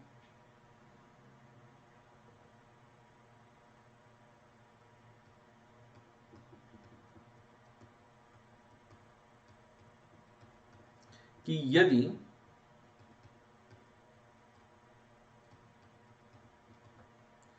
आत्मा स्थायी है तो न वह जन्म लेगी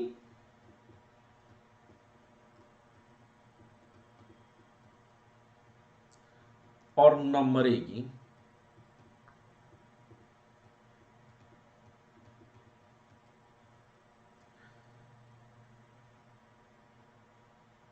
तो फिर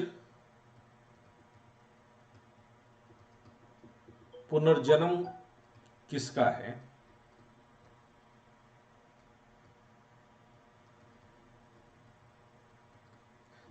क्योंकि शरीर का पुनर्जन्म तो होगा नहीं, शरीर तो मर करके फूंक दी गई, दफन कर दी गई, वो तो पुनर्जन्म होगा नहीं। आई आत्मा न मरी न जन्म ली, तो फिर पुनर्जन्म कैसे हो गया आत्मा का? सवाल सोच करके देखिए कि कितना लॉजिकल प्रश्न है। बहुत सारे लोगों को जो है सुनते हैं हरियाणा में पुनर्जन्म हुआ है एक बच्चा का, वो बच्चा सारी बात पिछले जन्म की याद रखा है। अरे नालायकों, आत्मा न पैदा होती है न मरती है, तो जब वो पैदा ही नहीं होती तो दोबारा कैसे पैदा हो जाएगी? अगर शरीर पैदा हो रही है तो शरीर तो बदल गई। और स्मृति गुण किसका है? स्मृति गुण शरीर का है, आत्मा का गुण नहीं है, तो दोबारा याद कैसे आएगी? सब गड़बड़ झाला है। क्या बुद्ध की इस तर्क से आप सहमत हैं? आप सोच करके देखिए, सिर्फ लिखिए मत, बताइए।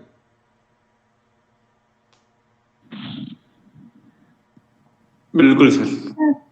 सर एक प्रश्न था। हाँ, बहुत अच्छा प्रश्न था। सर पूछेगा पूछो। कि आत्मा अगर ना मतलब ना बनती है ना खत्म होती है, तो फिर अभी दुनिया में जितनी आबादी बढ़ते जा रही है और बढ़ेगी जो, तो इतना आत्मा पहले से ही है? That's very good question. जिन लोगों ने ये माना, अब इस प्रश्न बहुत बहुत शानदार प्रश्न है।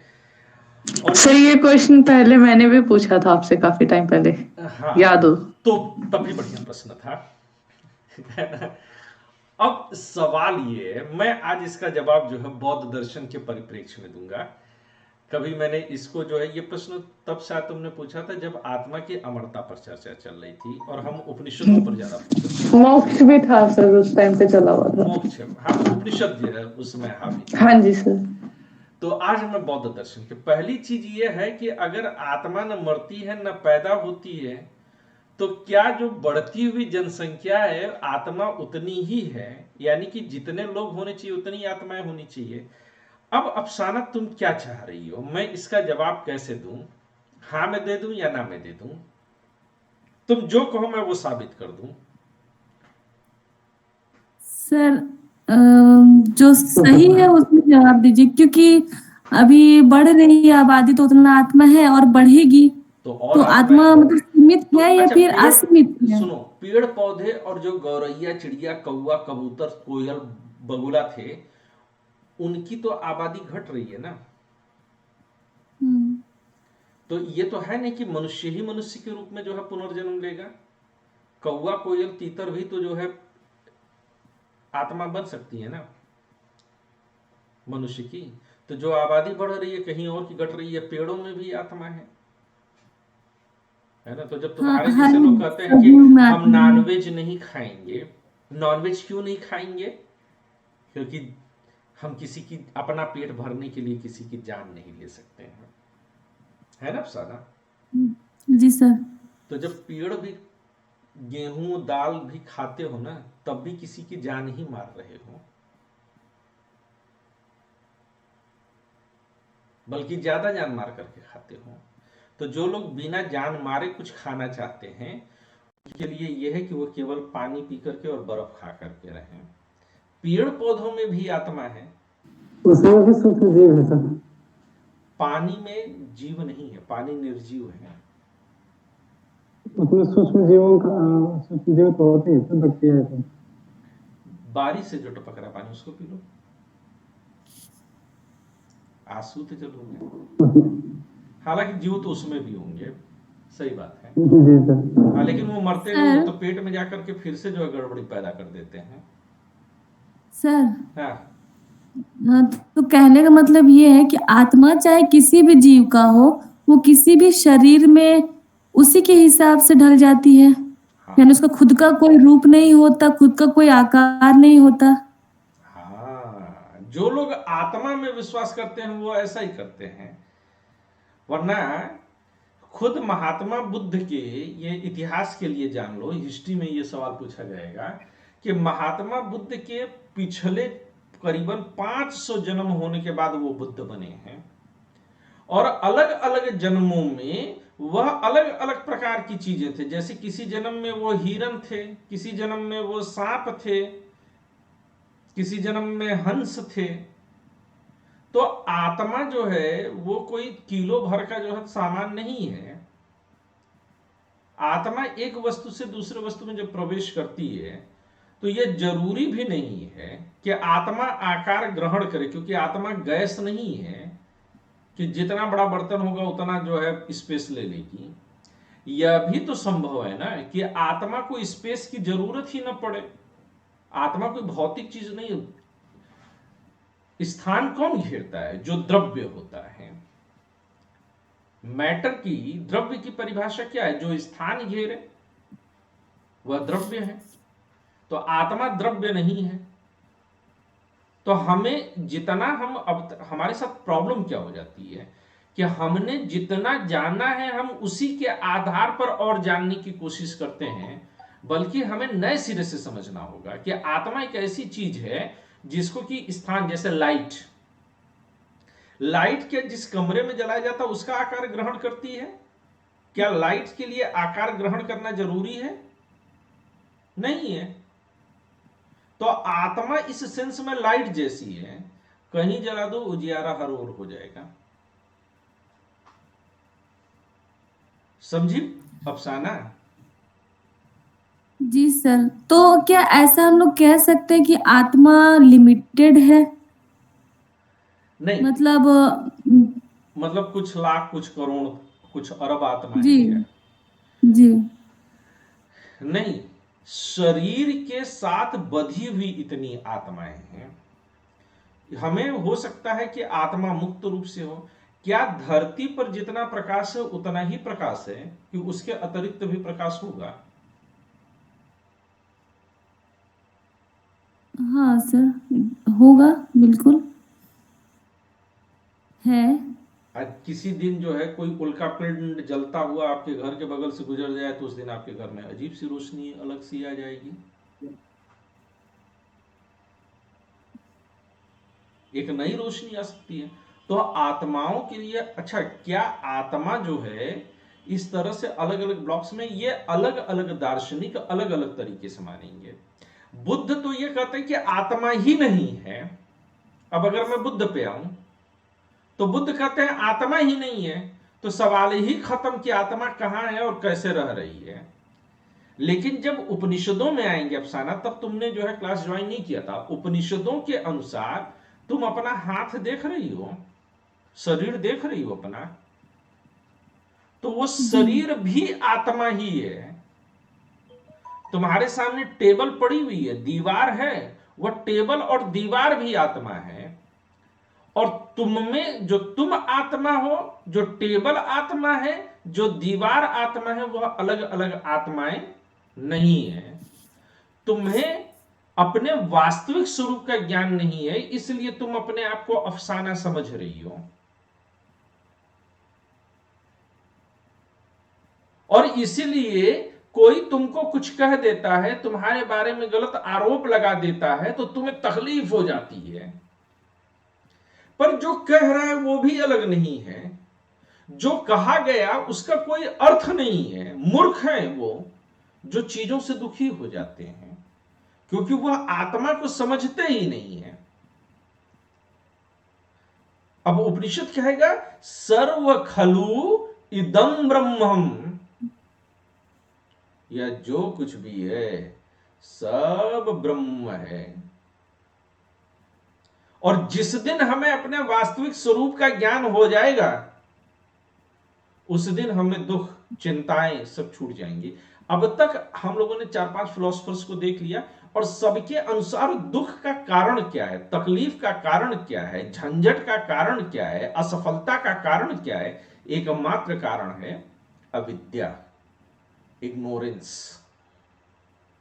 तो अब उपनिषद अलग तरीके से बताएगा। कुरान में चली जाओ, कुरान में पुनर्जन्म होगा ही नहीं। आत्मा है लेकिन पुनर्जन्म नहीं हो सकता, क्योंकि मरने के बाद अब रूह का हिसाब किताब होना है जी। और उनको कयामत के दिन तक वो रखे जाएंगे। उसके बाद उनका हश्र जो तय हो, मतलब हश्र का दिन, और उसके बाद कयामत आता है। तो हश्र के दिन तक, अब देखिए वहां पर क्या है, आत्मा है कुरान में, लेकिन पुनर्जन्म नहीं है। और बुद्ध के यहाँ क्या है? पुनर्जन्म आत्मा है। नहीं है लेकिन पुनर्जन्म है। है। चार्वाक में न आत्मा है न पुनर्जन्म है। अब बाकी सभी दर्शनों में आत्मा भी है और पुनर्जन्म भी है। इसीलिए तो बुद्ध कहते हैं, जब आत्मा को नकारते हैं तो बुद्ध कहते हैं कि अगर आत्मा वास्तव में होती तो किसी न किसी ने तो आत्मा को देखा होता। और जो लोग बड़े बड़े विद्वान है, छोड़िए ये छोटे मोटे आशीष सर वगैरह को हटाइए लाइन से, बड़े बड़े ऋषि, इन्होंने आत्मा को देखा होगा। और अगर इन्होंने आत्मा को देखा तो आत्मा के निश्चित स्वरूप को भी ये जरूर जानते होंगे। लेकिन कहते हैं कि अगर आत्मा का निश्चित स्वरूप जानते, तो मैंने क्लास में बताया था कि शंकर के अनुसार आत्मा अलग है, रामानुज के अनुसार आत्मा अलग है, माधवाचार्य के अनुसार आत्मा अलग है, वल्लभाचार्य के अनुसार आत्मा अलग है, सांख्य योग के अनुसार आत्मा अलग है, न्याय वैशेषिक में आत्मा अलग है। सब अलग अलग तरीके से बता रहे हैं। जैन के अनुसार आत्मा अलग है, इस्लाम में आत्मा अलग है। तो क्यों सबके यहां अलग अलग है? क्यों नहीं एक जैसा है? तो कहते हैं कि आत्मा को किसी ने देखा ही नहीं है, आत्मा को कोई वास्तव में जानता ही नहीं है। कहते हैं कि ये ठीक ऐसे है जैसे अंधेरे कमरे में काली बिल्ली ढूंढिए। इस बात का पक्का पता नहीं कि काली बिल्ली है भी कमरे में कि नहीं, बस ढूंढिए। ये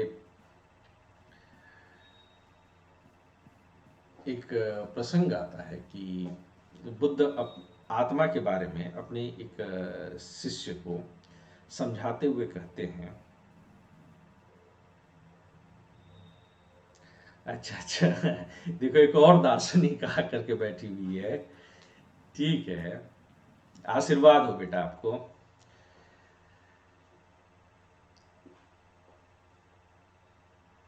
बुद्ध जो है अपने एक शिष्य को समझाते हैं। मैंने इसका जिक्र क्लास में किया है, लेकिन आप में से कुछ लोग नए हैं तो मैं इस बात का जिक्र दोबारा कर देता हूं। तो बुद्ध कहते क्या हैं? बुद्ध कहते हैं कि एक व्यक्ति है और वो आकर के कहता है कि वह नगर की सबसे खूबसूरत स्त्री से, जो सबसे रमणीय है, उससे वह प्रेम करता है। तो सामान्य तौर पर यह मान लेना चाहिए कि वह प्रेम करता है, पर उससे पूछिए कि वह ब्राह्मणीय है, कि वह क्षत्रिय है, कि वह वैश्य है, कि वह शूद्र है, कि वह मुस्लिम है, कि वह क्रिश्चियन है, कि वह सिख है। तो कहता कि नहीं, ये नहीं पता। अच्छा ठीक है, वह कौन से तरफ रहती है? पूरब की तरफ नगर के, कि नगर के पश्चिम के, नगर के उत्तर के, नगर के दक्षिण की, नगर के मध्य? कहता नहीं, ये नहीं पता। अच्छा चलो, ये भी ठीक है कि नहीं जानते, नाम भी नहीं जानते, जाति भी नहीं जानते, धर्म भी नहीं जानते। अच्छा, लंबी है कि नाटी है कि मध्यम कट की है, एकदम स्वस्थ शरीर की है, कि आजकल की जो है पिपहरी की तरह जो लड़कियां जीरो फिगर वाली होती हैं वैसी है? ये भी नहीं जानते। तो क्या अभी भी उस व्यक्ति की बात में आप भरोसा करेंगे कि वह नगर की सबसे खूबसूरत लड़की से प्रेम करता है? वो कुछ जानता ही नहीं। हाँ अफसाना, कुछ कहना चाह रहे हो? नहीं सर, कुछ नहीं कह रहे, सुन रहे हैं। तो कहे कि आत्मा के बारे में हम में से कोई कुछ नहीं जानता। तो बुद्ध कहते कि यही तो मैं कहने की कोशिश कर रहा हूं कि आत्मा के बारे में कोई कुछ नहीं जानता है, इसलिए हटाओ आत्मा को। तो आत्मा के आधार पर पुनर्जन्म कैसे होगा और कितनी आत्माएं हैं, निश्चित रूप से नहीं कहा जा सकता। इसके लिए खुद ही बैठ करके चिंतन मनन करना होगा और तब जाकर के पता चलेगा कि कितनी आत्माएं हैं। क्या आत्मा उस तरह से है जैसे कि शंकर बताते हैं? आत्मा उस तरह से है जैसे रामानुज बताते हैं? कि आत्मा उस तरह से है जैसे जैन बताते हैं? या आत्मा वैसे है जैसे उपनिषद बताते हैं? या आत्मा वैसे है जैसे इस्लाम बताती है? या आत्मा वैसे है जैसे कि क्रिश्चियनिटी बताती है, तो we are not sure, we actually don't know कि आत्मा कैसी है, हमें नहीं पता है। और बुद्ध इसी आधार पर, और बहुत सारे प्रश्न, बुद्ध कहते हैं कि कर्म के बारे में आप बात करते हैं कि कर्म का फल कैसे भोगेगा। बुद्ध कहते हैं कि कर्म के फल की तो तू चिंता ही छोड़ दे मेरे लाल। अगर आत्मा को आप कर्ता मानेंगे तो जब तक परिवर्तन नहीं होगा तब तक कर्म भी नहीं होगा। कर्म का मतलब क्या है? मिट्टी का लोंदा आपके सामने पड़ा है तो आप कहेंगे कि कर्म हुआ। कर्म तो तभी मानेंगे जब मिट्टी के लोंदे में परिवर्तन करके उसे घड़ा, उसे कुल्हड़, कोई आकार दे दीजिए। पत्थर पड़ा हुआ है, कर्म हुआ नहीं, छेनी हथौड़ी लेकर के। तो कर्म में परिवर्तन की आवश्यकता, और आत्मा तो परिवर्तन होता ही नहीं, आत्मा तो स्थायी है, शाश्वत है, परिवर्तनशील नहीं है। तो फिर बुद्ध कहते हैं कि फिर जो है आप कर्म सिद्धांत के लिए स्थायी आत्मा को कैसे मान लेंगे? बल्कि स्थायी आत्मा को मानने से तो दिक्कत बढ़ जाती है। वो तो क्रियाशील हो ही नहीं सकता, क्योंकि क्रियाशील जो होगा वो परिवर्तनशील होगा। तो बुद्ध बड़ा बढ़िया बोलते हैं कि जो क्रियाशील होगा, जो जन्म लेगा, वह परिवर्तनशील होगा। तो स्थायी और शाश्वत आत्मा कैसे हो सकती है? हो ही नहीं सकती। That's not possible. बात समझ में आ रही है सबके? जी सर। Clear to everyone? किसी के मन में कोई प्रश्न है बेझिझक पूछिए। कई बार आप लोग के प्रश्न से मुझे भी नए दृष्टिकोण मिलते हैं, और आज जैसा कि फीडबैक आया है कि पॉलिटी के जितने भी क्वेश्चन बीपीएससी मेंस में आए हैं वो सारे के सारे हम लोग की क्लास से आए हैं। और हमारी क्लास से क्यों फंसते हैं? क्योंकि हम लोग डिस्कशन और डिबेट करते हैं। और आपने भी महसूस किया होगा सभी लोगों ने कि जब आप मुझसे सवाल जवाब करते हैं तब आप ज्यादा बेहतर चीजों को समझते हैं और ज्यादा लंबे समय तक याद रखते हैं। अब बैठ करके सत्यनारायण बाबा की कथा सुनिए कि पंडित जी बोले जा रहे हैं, आप जो है सुने जा रहे हैं, अंत में प्रसादी मिट गया गए घर। ये जो नोट्स बनवाने वाली कला है टीचरों की, वो सत्यनारायण बाबा की कथा में मिलने वाला प्रसाद है। डिस्कस करें। अच्छा, मैं एक चीज और चाह रहा हूं कि हम लोगों ने 3 फिलोसफर पढ़ लिए हैं बुद्ध तक। तो कल परसों में जब भी आप लोग चाहिए तो ग्रुप बना लीजिए, 2-2, 3-3 लोगों का, और कोई लोग चारवाक बन जाइए। एक चारवाक ग्रुप हो जाए, एक बौद्ध ग्रुप हो जाए और एक जैन ग्रुप हो जाए। आप उपनिषद वाला भी ग्रुप बना लीजिए जिसमें गीता उपनिषद हो। तो 4 ग्रुप बना लीजिए। 8-10 लोग हैं आप लोग, 2-2 की टीम बना लीजिए, 2-2, 3-3 की। और उसके बाद जरा अलग अलग सिद्धांत, जैसे कर्म का सिद्धांत, आत्मा का सिद्धांत, मोक्ष का सिद्धांत, इस पे जरा आपस में एक दिन आप लोग डिबेट करिए। क्वेश्चन पहले आप लोग अपना सिद्धांत रखेंगे, फिर दूसरा उसको काउंटर करेगा, और इसको मैं बकायदा लाइव लेकर के जाऊंगा यूट्यूब पर। क्या तैयार हैं आप लोग इसके लिए? 2-3 दिन का समय जितना भी आप चाहिए ले लीजिए। जबरदस्त तैयार हो जाएगा आप लोगों का। सर ये तो फिर 2-3 घंटे का चला जाएगा। चला जाए, करना क्या है? 2 घंटे सर से तो यही क्लास चल रही है। कम से कम 1 हफ्ते का समय चाहिए होगा इसकी तैयारी के लिए। मेरे को भी चाहिए, क्योंकि मेरे पास अभी रिसेंटली संडे भी एग्जाम है और नेक्स्ट संडे भी एग्जाम है मेरा, सिविल का, काहे का एग्जाम जीपीएस है? जीपीएससी का। जीपीएससी तो अभी तो दिए थे तुम। वो तो सर मैंने मामलतदार की दी थी ना, तहसीलदार की दी थी मैंने, ये सिविल कर। अच्छा ठीक है, तो तुम देख लो। तो हम लोग कोई भी एक डेट रख सकते हैं। हम लोग मकर संक्रांति के दिन रख सकते हैं, 15 को।